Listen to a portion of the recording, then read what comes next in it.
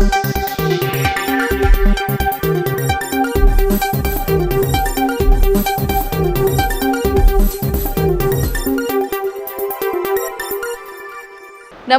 ಈ ನ್ಯೂಸ್ ಟಿವಿಯ ಸ್ಪೀಡ್ ನ್ಯೂಸ್ಗೆ ಸ್ವಾಗತ. ದೇಶ ಮತ್ತು ರಾಜ್ಯದ ಸಮಗ್ರ ಸುದ್ದಿಗಳು ಹಾಗೂ ಸ್ಥಳೀಯ ವಿದ್ಯಮಾನಗಳ ಪಟಪಟ್ ಸುದ್ದಿಗಳು. ತುಮಕೂರಿನಲ್ಲಿ ಕೆಎಸ್ಆರ್ಟಿಸಿ ಬಸ್ ಪಲ್ಟಿಯಾಗಿ 40ಕ್ಕೂ ಹೆಚ್ಚು ಪ್ರಯಾಣಿಕರು ಪ್ರಾಣಾಪಾಯದಿಂದ ಪಾರಾಗಿದ್ದಾರೆ. ತಾಲೂಕಿನ ಕಳ್ಳಿಪಾಳ್ಯದ ಬಳಿ ರಾಷ್ಟ್ರೀಯ ಹೆದ್ದಾರಿ 206ರಲ್ಲಿ ಕೆಎಸ್ಆರ್ಟಿಸಿ ಬಸ್ ಪಲ್ಟಿಯಾಗಿದ್ದು ಭೀಕರ ದುರಂತವೊಂದು ಕೂದಲೆಳೆ ಅಂತರದಲ್ಲಿ ತಪ್ಪಿದೆ. ಬಸ್ನಲ್ಲಿದ್ದ 40ಕ್ಕೂ ಹೆಚ್ಚು ಪ್ರಯಾಣಿಕರು ಪ್ರಾಣಾಪಾಯದಿಂದ ಪಾರಾಗಿದ್ದಾರೆ. ತಿಪಟೂರು ಡಿಪೋಗೆ ಸೇರಿದ ಈ ಬಸ್ ಹೊಸದುರ್ಗದಿಂದ ಬೆಂಗಳೂರಿನ ಕಡೆಗೆ ತೆರಳುತ್ತಿತ್ತು. ಬಸ್ನಲ್ಲಿ ಪ್ರಯಾಣಿಕರು ಭರ್ತಿಯಾಗಿದ್ರು. ಗುಬ್ಬಿ ಸಮೀಪದ ಕಳ್ಳಿಪಾಳ್ಯದ ಬಳಿ ಚಾಲಕನ ನಿಯಂತ್ರಣ ತಪ್ಪಿದ ಬಸ್ ರಸ್ತೆ ಬದಿಯ ಡಿವೈಡರ್ಗೆ ಬಲವಾಗಿ ಡಿಕ್ಕಿ ಹೊಡೆದು ಪಲ್ಟಿಯಾಗಿದೆ. ಡಿಕ್ಕಿಯ ರಭಸಕ್ಕೆ ಬಸ್ ಸಂಪೂರ್ಣವಾಗಿ ನಜ್ಜುಗುಜ್ಜಾಗಿದೆ. ಆನೇಕಲ್ ಎಲೆಕ್ಟ್ರಾನಿಕ್ ಸಿಟಿಯಲ್ಲಿ 3 ಹಸು ಮತ್ತು 1 ಕರು ಕಳ್ಳತನವಾಗಿದ್ದು ದೃಶ್ಯ ಸಿಸಿಟಿವಿಯಲ್ಲಿ ಸೆರೆಯಾಗಿದೆ. ಆನೇಕಲ್ನ ಎಲೆಕ್ಟ್ರಾನಿಕ್ ಸಿಟಿಯಲ್ಲಿ ಹಸು ಕಳ್ಳತನದ ಪ್ರಕರಣ ಮಾಲೀಕರಲ್ಲಿ ಆತಂಕ ಮೂಡಿಸಿದೆ. ಆಕ್ಸ್ಟೈನ್ ಮತ್ತು ಪ್ರಸಾದ್ ಎಂಬ ಹಸು ಸಾಕಾಣಿಕಾರರ ಮನೆ ಪಾರ್ಕಿಂಗ್ ಪ್ರದೇಶದಿಂದ 3 ಹಸುಗಳು ಹಾಗೂ 1 ಕರು ಕಳ್ಳತನವಾಗಿವೆ. ಜರ್ಸಿ ಮತ್ತು 2 HF ತಳಿಯ ಹಸುಗಳನ್ನ ರಾತ್ರಿ ವೇಳೆ ಕಾರಿನಲ್ಲಿ ಬಂದ ಕಳ್ಳರು ಕದ್ದೊಯ್ದಿದ್ದಾರೆ. ಕಳ್ಳರ ಕೈಚಳಕ ಸಿಸಿ ಕ್ಯಾಮೆರಾದಲ್ಲಿ ಸೆರೆಯಾಗಿದೆ. ನೆಲಮಂಗಲದಲ್ಲಿ ಹೊಸದಾಗಿ ಖರೀದಿಸಿದ್ದ ಕೆಟಿಎಂ ಬೈಕ್ ಅದೇ ದಿನ ರಾತ್ರಿ ಕಳ್ಳರ ಕೈಗೆ ಸಿಕ್ಕಿದೆ. ನೆಲಮಂಗಲದಲ್ಲಿ ಯುವಕನೊಬ್ಬ ಕಷ್ಟಪಟ್ಟು ಹಣ ಉಳಿಸಿ ಸಾಲ ಮಾಡಿ ತಂದಿದ್ದ ಕನಸಿನ ಬೈಕ್ ಅದೇ ದಿನ ರಾತ್ರಿ ಕಳ್ಳತನವಾಗಿರುವ ಘಟನೆ ನೆಲಮಂಗಲದಲ್ಲಿ ನಡೆದಿದೆ. ಬೈಕ್ ಮಾಲೀಕ ಚಂದು ಈಗ ಕಂಗಾಲಾಗಿದ್ದಾರೆ. ನೆಲಮಂಗಲ ನಗರದ ವೀವರ್ಸ್ ಕಾಲೋನಿಯ ಮನೆಯ ಮುಂದೆ ಚಂದು ತನ್ನ ಕೆಟಿಎಂ ಬೈಕ್ ಅನ್ನ ಸುರಕ್ಷಿತವಾಗಿ ಲಾಕ್ ಮಾಡಿ ನಿಲ್ಲಿಸಿದ್ರು. ಆದ್ರೆ ಮಧ್ಯರಾತ್ರಿ ಬೇರೆ ಬೈಕ್ನಲ್ಲಿ ಬಂದ ಕಳ್ಳರ ಗ್ಯಾಂಗ್ ಯಾರ ಭಯವೂ ಇಲ್ಲದೆ ಕ್ಷಣಾರ್ಧದಲ್ಲಿ ಲಾಕ್ ಓಪನ್ ಮಾಡಿದೆ. ಅತ್ಯಂತ ಸುಲಭವಾಗಿ ಐಷಾರಾಮಿ ಬೈಕ್ ಅನ್ನ ಎಗರಿಸಿ ಪರಾರಿಯಾಗಿದ್ದಾರೆ. ಚಾಮರಾಜನಗರ ಆಕ್ಸಿಜನ್ ದುರಂತ ಸಂತ್ರಸ್ತ ಕುಟುಂಬಗಳ 25 ಮಂದಿಗೆ ಸರ್ಕಾರ ನೇಮಕಾತಿ ಪತ್ರ ವಿತರಿಸಿದೆ. ಚಾಮರಾಜನಗರದಲ್ಲಿ ಕೊರೋನಾ 2ನೇ ಅಲೆಯ ಸಂದರ್ಭ 2021 ಮೇ 2ರಂದು ಚಾಮರಾಜನಗರ ಜಿಲ್ಲಾಸ್ಪತ್ರೆಯಲ್ಲಿ ಆಕ್ಸಿಜನ್ ಕೊರತೆಯಿಂದಾಗಿ ಹಲವು ರೋಗಿಗಳು ಪ್ರಾಣ ಕಳೆದುಕೊಂಡಿದ್ರು. ಈ ಸಂಬಂಧ ಸಂತ್ರಸ್ತ ಕುಟುಂಬಗಳಿಗೆ ಕೊಟ್ಟ ಮಾತನ್ನ ರಾಜ್ಯ ಕಾಂಗ್ರೆಸ್ ಉಳಿಸಿಕೊಂಡಿದ್ದು, ಸಿದ್ದರಾಮಯ್ಯ ನೇತೃತ್ವದ ರಾಜ್ಯ ಸರ್ಕಾರ 25 ಮಂದಿಗೆ ಸರ್ಕಾರಿ ಉದ್ಯೋಗದ ನೇಮಕಾತಿ ಪತ್ರ ವಿತರಣೆ ಮಾಡಿದೆ. ಗುಂಡ್ಲುಪೇಟೆಯ ದೇವರಾಜ ಅರಸ್ ಮೈದಾನದಲ್ಲಿ ನಡೆದ ಕಾರ್ಯಕ್ರಮದಲ್ಲಿ ಸಿಎಂ ಸಿದ್ದರಾಮಯ್ಯ ಮತ್ತು ಡಿಸಿಎಂ ಡಿಕೆ ಶಿವಕುಮಾರ್ ನೇಮಕಾತಿ ಪತ್ರ ವಿತರಿಸಿದ್ದಾರೆ.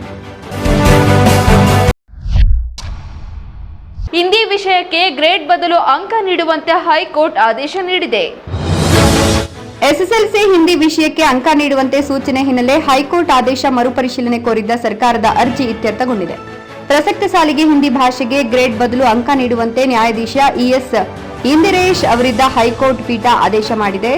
ಸರ್ಕಾರದ ಪರ ಅಡ್ವೊಕೇಟ್ ಜನರಲ್ ಶಶಿಕಿರಣ್ ಶೆಟ್ಟಿ ವಾದ ಮಂಡಿಸಿದ್ದು, ಹೈಕೋರ್ಟ್ ವಿಭಾಗೀಯ ಪೀಠದಲ್ಲಿ ಪಿಐಎಲ್ ವಜಾಗೊಂಡಿದೆ. ಹಿಂದಿ ಭಾಷೆಯಲ್ಲಿ 1,00,000ಕ್ಕೂ ಹೆಚ್ಚು ಮಂದಿ ಅನುತ್ತೀರ್ಣಗೊಂಡಿದ್ರು. ಹೀಗಾಗಿ ವಿದ್ಯಾರ್ಥಿಗಳ ಮೇಲೆ ಒತ್ತಡ ಕಡಿಮೆ ಮಾಡಲು ಸೂಕ್ತ ತಿದ್ದುಪಡಿಯೊಂದಿಗೆ ನಿಯಮ ರಚಿಸಲು ಸರ್ಕಾರ ಕರಡು ರೂಪಿಸುತ್ತಿದೆ. ಬಲವಂತದ ಮದುವೆ ವಿರೋಧಿಸಿ ಯುವತಿ ತಂದೆಯಿಂದ ರಕ್ಷಣೆ ಕೋರಿ ಹೈಕೋರ್ಟ್ ಮೆಟ್ಟಿಲೇರಿದ್ದಾಳೆ. ತನ್ನ ಒಪ್ಪಿಗೆ ಇಲ್ಲದೆ ನಿಶ್ಚಯ ಮಾಡಿರುವ ಮದುವೆಯನ್ನ ಬೇಡ ಅಂದಿದ್ದಕ್ಕೆ ಮರ್ಯಾದಾ ಹತ್ಯೆ ಭೀತಿಯಿಂದ ಬೆಂಗಳೂರಿನ ಯುವತಿ ತಂದೆಯಿಂದ ರಕ್ಷಣೆ ಕೋರಿ ಹೈಕೋರ್ಟ್ ಮೆಟ್ಟಿಲೇರಿದ್ದಾಳೆ. ವೈಟ್ಫೀಲ್ಡ್ ಠಾಣಾ ವ್ಯಾಪ್ತಿಯಲ್ಲಿ ವಾಸವಾಗಿರುವ ಕಾಜಲ್ ರಾಜಪುರೋಹಿತ್ ಎಂಬ ಯುವತಿ ತನ್ನ ತಂದೆ ಅಶೋಕ್ ರಾಜಪುರೋಹಿತ್ ವಿರುದ್ಧ ರಿಟ್ ಅರ್ಜಿ ಸಲ್ಲಿಸಿದ್ದಾಳೆ. ಜರ್ಮನಿಯ ಗುರುದ್ವಾರದಲ್ಲಿ 2 ಗುಂಪುಗಳ ಘರ್ಷಣೆಯಲ್ಲಿ 11 ಮಂದಿ ಗಾಯಗೊಂಡಿದ್ದಾರೆ. ಜರ್ಮನಿಯ ಮೋರ್ಸ್ ನಗರದ ಡ್ಯೂಸ್ಬರ್ಗ್ನಲ್ಲಿರುವ ಗುರುದ್ವಾರದಲ್ಲಿ ಹಿಂಸಾತ್ಮಕ ಘರ್ಷಣೆ ನಡೆದಿದೆ. ಘಟನೆಯಲ್ಲಿ 11 ಮಂದಿ ಗಾಯಗೊಂಡಿದ್ದಾರೆ. ಗುರುದ್ವಾರವು ಭಕ್ತರ ಪ್ರಾರ್ಥನೆಯಿಂದ ಸದಾ ಶಾಂತವಾಗಿರುತ್ತದೆ. ಆದರೆ ಸೋಮವಾರ ಮಾತ್ರ ಅಲ್ಲಿ ಶಾಂತಿಯ ಬದಲು ಶಸ್ತ್ರಾಸ್ತ್ರಗಳ ಸದ್ದು ಕೇಳಿಸಿತ್ತು. 2 ಗುಂಪುಗಳ ನಡುವಿನ ಅಧಿಕಾರದ ಹಪಾಹಪಿ ಪವಿತ್ರ ಆವರಣವನ್ನ ರಕ್ತಸಿಕ್ತಗೊಳಿಸಿತು. ರಾಜಸ್ಥಾನದಲ್ಲಿ ಹೈವೇ ಮೇಲೆ ಹಸುವನ್ನು ತಪ್ಪಿಸಲು ಹೋಗಿ ಕಾರು ಡಿವೈಡರ್ ಮೇಲೆ ಹಾರಿ ಅಪಘಾತಕ್ಕೀಡಾಗಿದೆ. ರಾಜಸ್ಥಾನದ ಜನನಿಬಿಡ ಹೆದ್ದಾರಿಯಲ್ಲಿ ನಡೆದ ಘಟನೆಯೊಂದು ರಸ್ತೆ ಸುರಕ್ಷತೆಯ ಬಗ್ಗೆ ಮತ್ತೊಮ್ಮೆ ಗಂಭೀರ ಪ್ರಶ್ನೆಗಳನ್ನು ಹುಟ್ಟುಹಾಕಿದೆ. ದಿಢೀರನೆ ಹೈವೇಯಲ್ಲಿ ಅಡ್ಡ ಬಂದ ಹಸುವನ್ನು ಕಾಪಾಡಲು ಪ್ರಯತ್ನಿಸಿದ ಕಾರು ಚಾಲಕ ಬ್ರೇಕ್ ಹಾಕಿದ್ದಾನೆ. ಆಗ ಹಿಂದಿನಿಂದ ಬಂದ ಕಾರು ಚಾಲಕ ನಿಯಂತ್ರಣವನ್ನು ಕಳೆದುಕೊಂಡನು. ಆಗ ಆ ಕಾರು ಡಿವೈಡರ್ ಮೇಲೆ ಹಾರಿ ಅಪಘಾತಕ್ಕೀಡಾಗಿದೆ. ಇದೆಲ್ಲವೂ ಕಣ್ಮುಚ್ಚಿ ಬಿಡೋಷ್ಟರಲ್ಲಿ ನಡೆದಿದೆ. ರಾಜ್ಯದಲ್ಲಿ ಬಿಸಿ ಗಾಳಿ ಹೆಚ್ಚುತ್ತಿರುವ ಹಿನ್ನೆಲೆ ಸಾರ್ವಜನಿಕರು ಎಚ್ಚರಿಕೆಯಿಂದ ಇರಬೇಕು ಎಂದು ಸಚಿವ ದಿನೇಶ್ ಗುಂಡೂರಾವ್ ಮನವಿ ಮಾಡಿದ್ದಾರೆ. ರಾಜ್ಯದಲ್ಲಿ ಬಿಸಿಲಿನ ತಾಪಮಾನ ದಾಖಲೆ ಮಟ್ಟಕ್ಕೆ ಏರಿಕೆಯಾಗ್ತಿದ್ದು ಜನಜೀವನ ಅಸ್ತವ್ಯಸ್ತಗೊಂಡಿದೆ. ಈ ಕುರಿತು ಇಂದು ಬೆಂಗಳೂರಿನಲ್ಲಿ ಮಾಧ್ಯಮಗಳೊಂದಿಗೆ ಮಾತನಾಡಿದ ಆರೋಗ್ಯ ಸಚಿವ ದಿನೇಶ್ ಗುಂಡೂರಾವ್, ರಾಜ್ಯದಲ್ಲಿ ಬಿಸಿ ಗಾಳಿ ಹೆಚ್ಚಿರೋದ್ರಿಂದ ಜನರು ತೀವ್ರ ಎಚ್ಚರಿಕೆಯಿಂದ ಇರಬೇಕು ಅಂತ ಮನವಿ ಮಾಡಿದ್ದಾರೆ. ನಿನ್ನೆ ಬೀದರ್ನಲ್ಲಿ 20 ವರ್ಷದ ಯುವಕ ಹೀಟ್ ಸ್ಟ್ರೋಕ್ಗೆ ಬಲಿಯಾಗಿದ್ದಾನೆ. ಇದೀಗ ಸರ್ಕಾರ ಈ ಬಗ್ಗೆ ಎಚ್ಚೆತ್ತುಕೊಂಡು ಅಗತ್ಯ ಕ್ರಮಗಳನ್ನು ತೆಗೆದುಕೊಳ್ಳುವಂತೆ ಆರೋಗ್ಯ ಇಲಾಖಾ ಅಧಿಕಾರಿಗಳಿಗೆ ಸೂಚನೆ ನೀಡಿದ್ದಾರೆ. ಜೋಧ್ಪುರದ ಮಂಡೋರ್ ಪಾರ್ಕ್ನಲ್ಲಿ ಜೇನು ನೊಣಗಳ ದಾಳಿಯಿಂದ ಪ್ರವಾಸಿಗರು ದಿಕ್ಕಾಪಾಲಾಗಿ ಓಡಿದ್ದಾರೆ. ಜೋಧ್ಪುರದ ಮಂಡೋರ್ ಪಾರ್ಕ್ನಲ್ಲಿ ಜೇನು ನೊಣಗಳು ದಾಳಿ ನಡೆಸಿದ್ದು ಜನರು ದಿಕ್ಕಾಪಾಲಾಗಿ ಓಡಿರುವ ವಿಡಿಯೋ ವೈರಲ್ ಆಗಿದೆ. ಜೋಧ್ಪುರ ಎಂದಿನಂತೆ ಪ್ರವಾಸಿಗರಿಂದ ಕಳೆಗಟ್ಟಿತ್ತು. ಮಂಡೋರ್ ಉದ್ಯಾನವನದ ಮುಖ್ಯ ದ್ವಾರದ ಬಳಿ ಪ್ರವಾಸಿಗರು ಫೋಟೋ ಕ್ಲಿಕ್ಕಿಸಿಕೊಳ್ತಾ ಐತಿಹಾಸಿಕ ಸೌಂದರ್ಯವನ್ನ ಸವಿತಿದ್ರು. ಆದರೆ ದೊಡ್ಡ ಆಪತ್ತು ಕಾದಿದೆ ಅಂತ ಯಾರೂ ಕೂಡ ಊಹಿಸಿರಲಿಲ್ಲ. ಈ ನ್ಯೂಸ್ ಟಿವಿಯ ಸ್ಪೀಡ್ ನ್ಯೂಸ್ ಜೊತೆಗೆ ತಪ್ಪದೆ ವೀಕ್ಷಿಸಿ. ಈ ನ್ಯೂಸ್ ಟಿವಿಯ ಮುಖ್ಯ ಸಂಚಿಕೆ ರಾತ್ರಿ 8:30ಕ್ಕೆ.